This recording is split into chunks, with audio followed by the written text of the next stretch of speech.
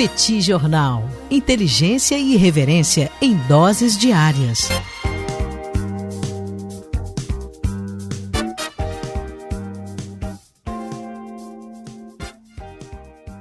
Olá, gente. Bem-vindos, bem-vindas ao Petit Jornal. Esse é o bate-papo número 964.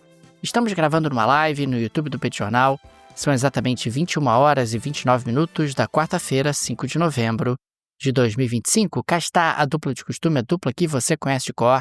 Tanguy, o Bagdadi animado, contente, preparado, revigorado, resiliente, retumbante, descansado e tarifado. Temos novidades em relação a essa temática. Vamos falar sobre isso no episódio de hoje. E temos também Daniel Souza, que é esse que vos fala. Ao longo dos próximos minutos, vamos repercutir os principais acontecimentos internacionais das últimas horas. Como vai, professor Bagdadi? Tudo bem? Vamos a isso? Tudo bem, Daniel Souza? Vamos lá para o nosso bate-papo 964. Um prazer estar aqui mais uma vez nessa noite de quarta-feira.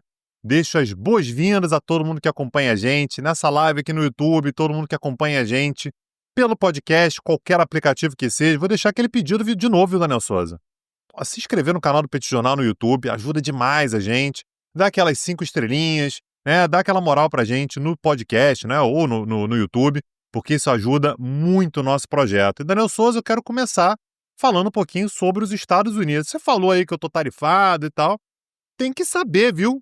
Tem que saber por quanto tempo, porque a Suprema Corte resolveu fazer perguntas, fazer questionamentos a Donald Trump. Me conta, Daniel Souza. Pois é, Tanguy, começou na Suprema Corte o julgamento das tarifas de Donald Trump. Mais especificamente, o julgamento é sobre a legalidade do uso da Lei de Poderes Econômicos de Emergência Internacional para impor tarifas comerciais. Essa lei nunca havia sido usada para medidas tarifárias. Tradicionalmente, serve para sanções financeiras, bloqueios de ativos em emergências nacionais. A decisão da Suprema Corte poderá definir ali limites da autoridade presidencial em termos de política comercial. Algumas tarifas estão sob julgamento e outras não. As tarifas que estão sob julgamento são, por exemplo, as tarifas recíprocas. São aquelas taxas de 10% a 50% sobre produtos de quase todos os parceiros comerciais dos Estados Unidos, exceção feita à Rússia. Aliás, estamos aguardando ainda as tarifas de Donald Trump à Rússia. Por que a Rússia não foi tarifada? Não sabemos. Mas o fato é que a Rússia é uma exceção no que tange a tarifas. Tivemos até alguns países que celebraram acordos para reduzir essas tarifas recíprocas. Foi o caso da União Europeia, foi o caso do Japão e da Coreia do Sul. Também está sob julgamento as tarifas punitivas, e aí entra o Brasil, né, que tem aí 40% de tarifa punitiva, mais 10% de tarifa recíproca. Entra também a Índia, 25% mais 25%, tarifa punitiva por conta da compra de petróleo russo. Também está sob julgamento as tarifas ligadas ao fentanil. É o caso de tarifas sobre China, sobre México e sobre Canadá. O que não está sob julgamento, tarifas que não serão afetadas por esse julgamento, são as tarifas setoriais. Por exemplo, tarifa sobre o aço de 50%, alumínio 50%, automóveis 25%, peças de automóveis 25%, cobre 50%, madeira e móveis também de 10% a 50%, caminhões pesados 25%. Porque aí o Trump utilizou uma seção diferente, a seção 232 de segurança nacional. Também não estão sob julgamento as tarifas por conta de práticas comerciais desleais. E aí você tem o exemplo das tarifas portuárias de 100% a 150% sobre os guindastes chineses, mas que o Trump até recentemente acabou removendo. Nós também temos aí as tarifas que foram propostas sobre a Nicarágua de 100%, que envolve investigação sobre direitos humanos e trabalhistas. Também não estão em julgamento as salvaguardas da seção 201, painéis solares, que passaram a ter uma tarifação específica. Trocando em miúdos, o que está realmente em julgamento são as tarifas recíprocas, que são a grande maioria das tarifas que o Trump acabou colocando, as tarifas punitivas e as tarifas ligadas ao fentanil, ali uma punição pelo embarque, o que o Trump argumenta que esses países seriam aí fornecedores de fentanil para os Estados Unidos. Já tivemos alguns questionamentos de ministros da Suprema Corte e ficou claro, Tanguy, que não vai ser um passeio no parque para o Donald Trump a decisão na Suprema Corte. Por exemplo, o presidente da corte, o John Roberts, ele estabeleceu, que tarifas equivalem a impostos. Você já teve aí uma observação, o que seria competência do Congresso. Ele não disse isso, mas se ele está dizendo que tarifas equivalem a impostos, na prática o Congresso teria que ser convidado. Nós temos Amy Barrett, que questiona se regular importações inclui autorizar tarifas. Elena Kagan e também Ketanji Brown Jackson lembraram que essa lei, ela foi criada para restringir e não para expandir os poderes presidenciais. O Neil Gorsuch alerta sobre a erosão progressiva da autoridade legislativa. Brett Kavanaugh menciona precedentes históricos que poderiam justificar uma interpretação mais ampla, e Samuel Alito sugere que outras leis, como o Ato Tarifário de 1930, poderiam ser base alternativa. A polêmica está rolando na Suprema Corte, nós ainda não temos uma decisão definitiva do que vai acontecer, mas é importante registrar que essas tarifas que estão sob julgamento já arrecadaram aproximadamente 89 bilhões de dólares de fevereiro a setembro. O que faz se essas tarifas forem consideradas ilegais? Devolve o dinheiro para as pessoas? Ou começa a contar daqui para frente, o que foi tarifado, o que foi cobrado, deixa para lá? É uma discussão que pode aparecer caso a Suprema Corte considere que são ilegais essas tarifas que estão sendo cobradas pelo presidente Trump da maneira que elas estão sendo cobradas, através da utilização de uma lei de emergência nacional. Essas tarifas, elas se tornaram um ponto super importante da política econômica trumpista. Elas foram utilizadas com diferentes objetivos ao longo dos últimos meses. E é interessante registrar que até o Partido Republicano está dividido, porque uma parte considera que as tarifas são uma proteção à indústria nacional e que, consequentemente, são importantes, e outra parte do Partido Republicano alertam para o risco inflacionário e de represálias, que, aliás, num certo sentido, já estão acontecendo. Tanto as represálias quanto o risco inflacionário. No final do dia, a decisão da Suprema Corte poderá redefinir os limites do poder econômico presidencial, poderá influenciar a política externa e comercial americana nos próximos anos e poderá servir aí de precedente sobre o uso dessa legislação para políticas não emergenciais. Porque esse me parece o ponto fundamental. A lei se chama Lei de Poderes Econômicos de Emergência Nacional. Você dizer que existe emergência nacional nos Estados Unidos porque um país africano exporta meia dúzia de produtos para os Estados Unidos é ridículo.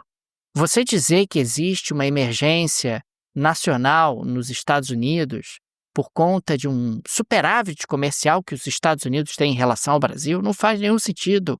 Quer dizer, a utilização dessa lei é claramente uma situação onde o Trump está tentando alargar os seus limites, ou melhor, alargar os seus poderes. A Suprema Corte, no final do dia, ela vai ter que dizer se valeu a tentativa do Trump.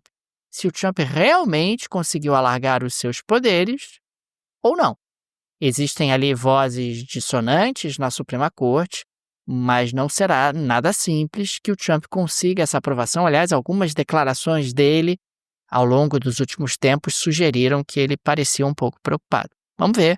Até o final do julgamento, muita coisa vai acontecer e nós ainda não sabemos qual vai ser a decisão final. E um comentário que é sempre feito quando a gente fala sobre a Suprema Corte é que ela tem uma maioria conservadora, o que dá uma certa tranquilidade para o Trump, né? Afinal de contas, ele é um presidente republicano, ele é um presidente que tem uma base conservadora, mas o conservador raiz, normalmente, ele se incomoda com tarifas, né? Tarifas são uma coisa séria e tal.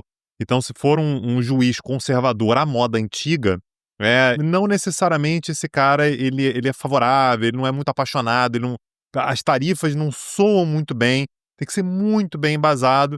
Então, de fato, né, parece que o jogo vai ser jogado, Daniel. Você vai ter um julgamento aí que, de fato, tem que se ver exatamente para onde vai. Aliás, por falar em conservador, né, e puxando para o outro extremo, né, se a gente for pegar ali a ala progressista, eu acho importante a gente falar sobre a eleição que aconteceu em Nova York, que deu a vitória, uma vitória por 50, pouco mais de 50% dos votos, né, 50,4%.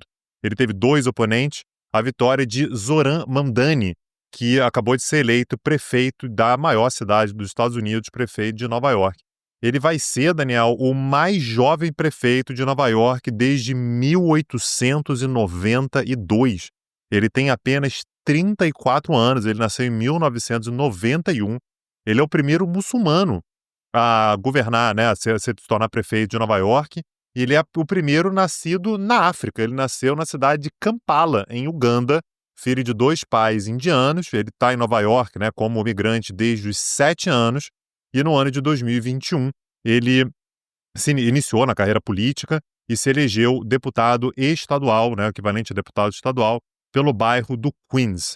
E desde então, Daniel, ele sempre tentou ter uma base eleitoral, né, a base de diálogo dele é o eleitorado mais jovem e mais engajado nas redes sociais. Isso é interessante porque a esquerda, ela sempre veio tendo, né, ao longo dos últimos tempos, dificuldade de se comunicar na esquerda, na internet. Então a direita, nesse sentido, ela saiu muito na frente, né, a utilização das redes, né, a difusão de mensagens e tudo.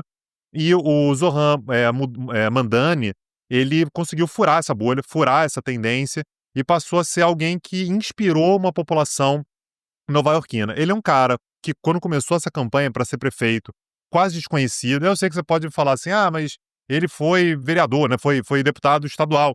É pouco, assim, não se torna uma pessoa muito conhecida por ser um deputado estadual. Ele fez uma campanha com pouco dinheiro e o mais importante, Daniel, acho que esse é um ponto a ser abordado aqui, ele é um cara sem muito apoio do establishment democrata. E aí, esse é um fenômeno dos Estados Unidos, né? Os Estados Unidos têm apenas 2 partidos, né? 2 partidos relevantes, o democrata e o republicano. Esses 2 partidos, portanto, eles são um saco de gatos. Você tem ali pessoas muito diferentes, de pensamentos muito diferentes. Você vai ter o cara que é um democrata, né, de determinados estados, o cara é quase um republicano. Ele é um cara conservador, ele é um cara, muitas vezes, de uma região interiorana, ele tem uma pauta de costumes importante, mas ele está no Partido Democrata. E você tem o Zoran Mamdani, que é um cara que se diz um socialista, né, um socialista muçulmano. Ele tem entre suas propostas, Daniel, creches gratuitas, né? Para ele, todas as creches deveriam ser. Na verdade, deveria haver creches gratuitas para toda a população nova-iorquina. Ele fala muito sobre o transporte público, né? A necessidade de você ter uma revisão do transporte público, para você facilitar a mobilidade das pessoas, inclusive com determinadas políticas públicas, para que as pessoas mais pobres tivessem maior facilidade para utilizar o transporte público. Ele fala numa cidade, Daniel, que é um símbolo do capitalismo, não apenas nos Estados Unidos, é um símbolo do capitalismo mundial, ele fala abertamente sobre a necessidade de maior intervenção do Estado na economia e taxação de milionários. Ele não tem problemas em falar em justiça social e econômica e disse até mesmo que prenderia Netanyahu caso ele pisasse na cidade.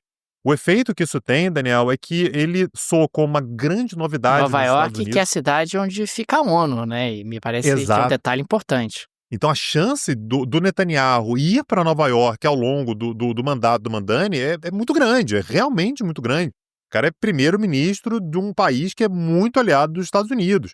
Tendo uma Assembleia Geral na ONU, a chance do Netanyahu ir é muito grande. Então esse é um ponto importante porque, de fato, pode gerar no futuro algum tipo de treta aí direta com o Netanyahu. Agora, o Mamdani, né, Daniel, nesse sentido, ele se junta a figuras como Bernie Sanders e a Alexandra Ocasio-Cortez, né, a AOC, que são 2 figuras de bem à esquerda do Partido Democrata, E aí fica a dúvida, Daniel, que é, nessa heterogeneidade que a gente tem num partido como o Democrata, o que acontece quando você pensa numa cidade como Nova York, que é, de novo, a maior cidade dos Estados Unidos, uma cidade muito cosmopolita, uma cidade na qual, né, o Mandani ele consegue ser eleito, qual o impacto que isso tem nacionalmente? É difícil imaginar que o eleitorado democrata do centro-oeste, do meio-oeste, por exemplo, votaria no Mandani com facilidade. Então, isso reconfigura a imagem dos democratas ou isso traz apenas mais uma possibilidade dentre as muitas que surgem no Partido Democrata para tentar enfrentar o trumpismo? O fato é que você tem, de fato, um cara que ele surge como um cometa na política dos Estados Unidos, um cara praticamente desconhecido, e ele é falado em todos os lugares nos Estados Unidos nesse momento, né? De fato, a vitória dele, até semana passada talvez um pouco menos, mas a vitória dele, de fato, faz com que ele seja conhecido nos Estados Unidos todos. Isso mexe com a imagem dos democratas, puxando para esse lado mais à esquerda, ou gera resistências também.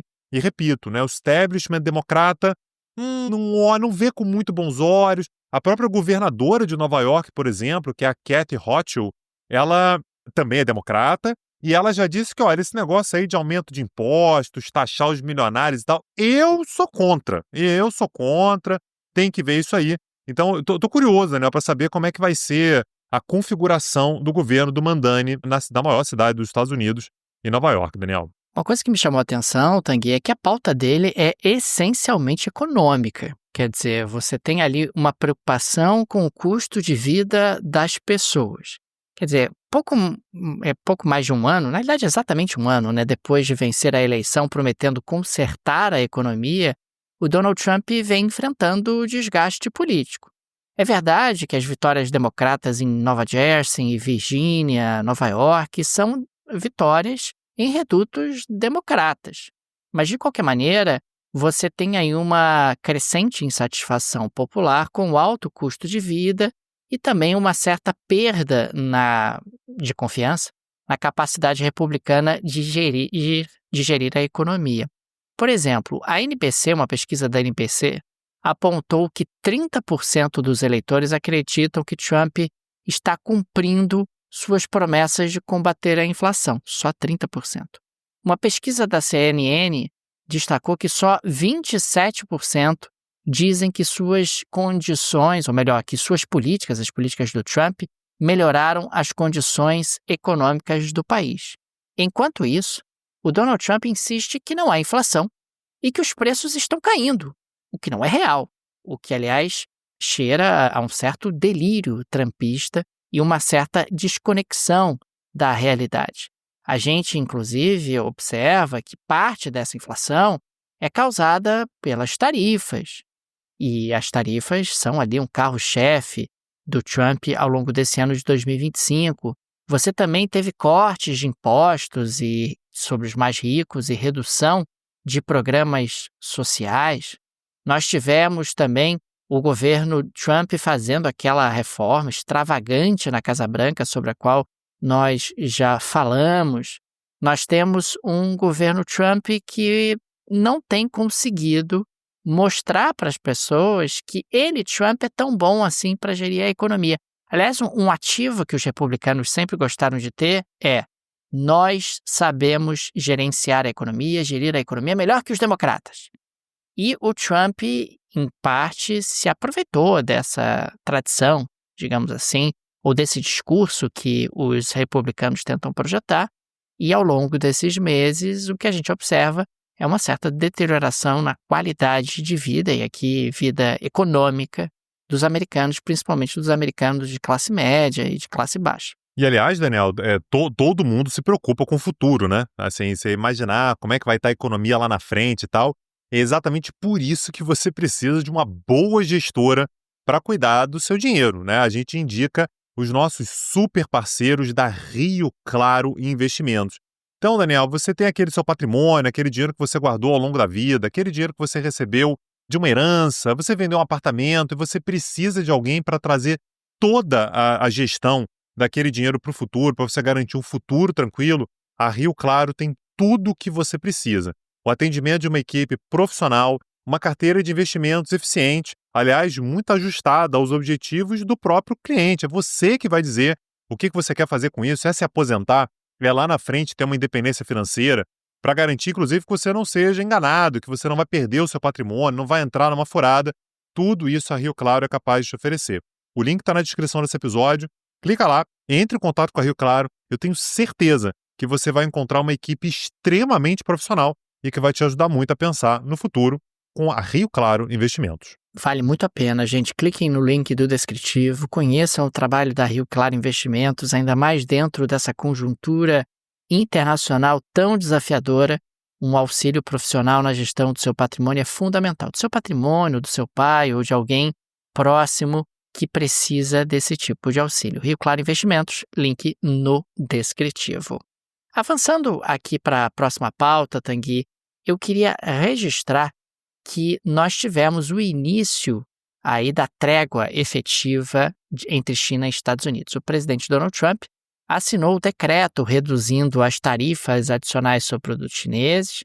Agora a China está só ali com os 10% das tarifas recíprocas, né? Aquelas tarifas que envolviam questões como o fentanil, e a medida entra em vigor em 10 de novembro, acompanhada por reduções recíprocas da China. No caso da China, você tem aí, inclusive, a isenção temporária por parte dos chineses de tarifas sobre soja e produtos agrícolas dos Estados Unidos. Isso certamente vai trazer aí alguns reflexos sobre o Brasil.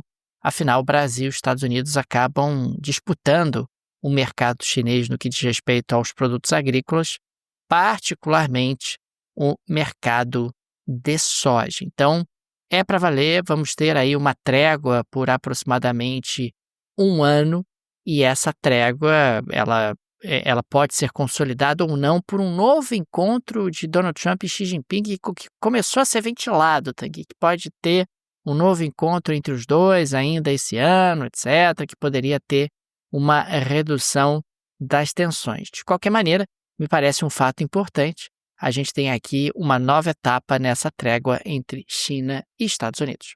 Daniel, como próxima pauta, eu queria falar um pouquinho sobre a relação entre Brasil e Venezuela. Vou trazer um pouquinho do contexto só para a gente entender qual é exatamente o ponto aqui.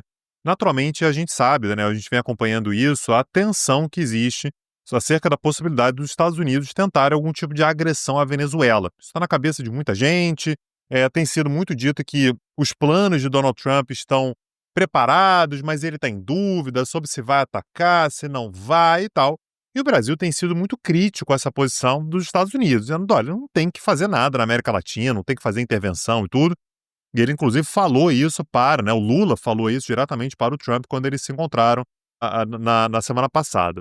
Agora, ao mesmo tempo, Daniel, o Lula também, né, o governo brasileiro, também está falando para a Venezuela, Venezuela também não é para exagerar em determinadas coisas. Porque no final de agosto, o governo Nicolás Maduro enviou uma queixa à ONU dizendo que o governo de Donald Trump estava assediando militarmente a Venezuela, o que de fato está, mas que o ponto que a Venezuela estava levando era que os Estados Unidos estavam violando o Tratado de Tlatelolco. O Tratado de Tlatelolco é um documento de 1967 que garante que a América Latina seja uma região desnuclearizada.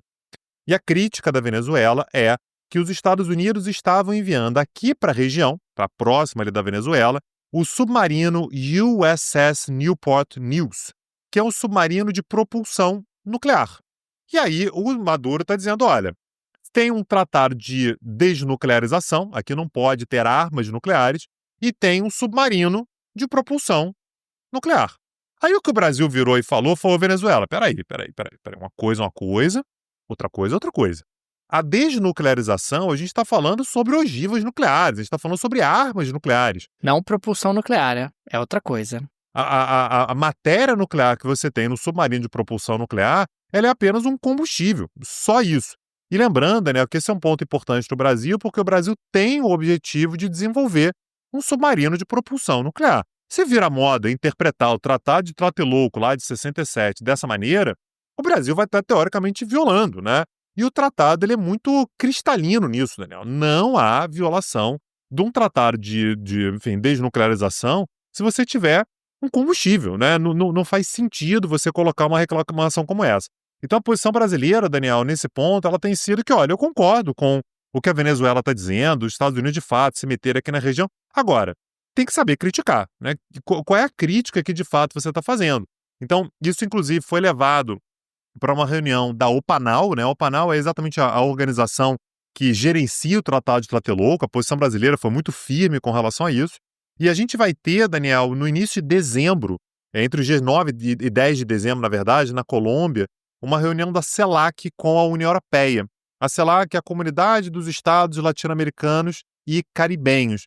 E a intenção da Venezuela é levar essa questão da violação do Tratado de Tlatelolco e tal para debater com a União Europeia. O Brasil já deixou bastante claro que, olha, a posição brasileira vai ser mantida, não há violação do Tratado de Tlatelolco. Isso não significa que o Brasil esteja aplaudindo, não significa que o Brasil esteja confortável com a presença de armamentos americanos aqui na região, mas tem que saber fazer a crítica, né, Daniel? É verdade, Tanguy. Aliás, podemos caminhar agora para a geleia da Shakira do nosso episódio de hoje, que tem a ver com Venezuela, para tentar terminar com uma nota um pouco mais leve no nosso episódio? Precisamos, Daniel, vamos lá. Ô, Tanguy, Maria Corina Machado foi dar uma entrevista no podcast essa semana. Maria Corina Machado, que recentemente ganhou o Prêmio Nobel da Paz no enfrentamento da ditadura de Nicolás Maduro.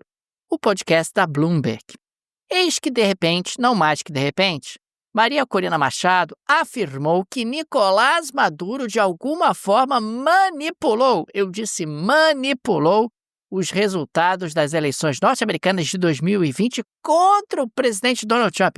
Ô, Maria Corina Machado, É fã ou hater, Daniel?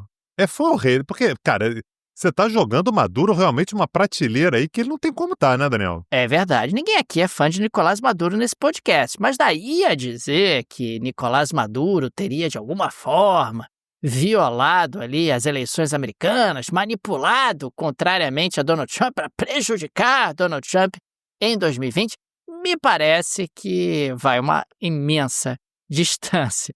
Então, ô Maria Corina Machado, segue aí o caminho, numa boa e tal, luta pela redemocratização do país, mas não vamos forçar a amizade também, né? Então, por favor, Nicolás Maduro não teve participação numa manipulação que não aconteceu, não há nenhuma evidência que tenha acontecido qualquer tipo de manipulação nas eleições americanas de 2020. Então fica o recado para os venezuelanos do episódio de hoje, né? Nicolás Maduro tem que saber criticar a presença de armas americanas aqui na região. Pô, é horrível mesmo, mas não é violação ao tratado.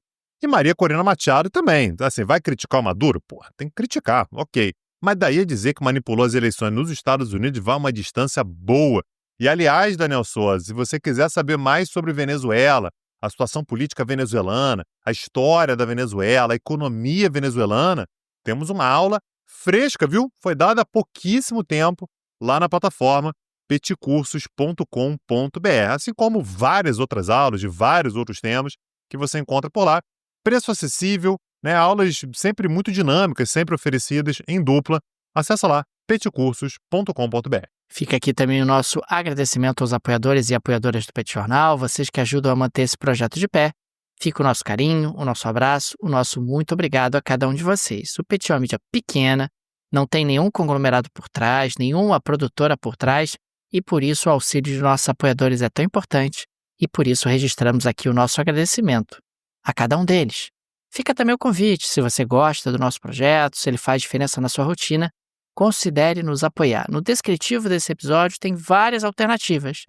Tem no descritivo, por exemplo, a chave Pix do Petit Jornal. A chave é petijornal.pj@gmail.com, uma forma prática e instantânea de apoiar o Petit Jornal, dá inclusive para ativar o Pix recorrente. Tem também o link para o Apoia-se, o link para o Patreon, se você vive no exterior.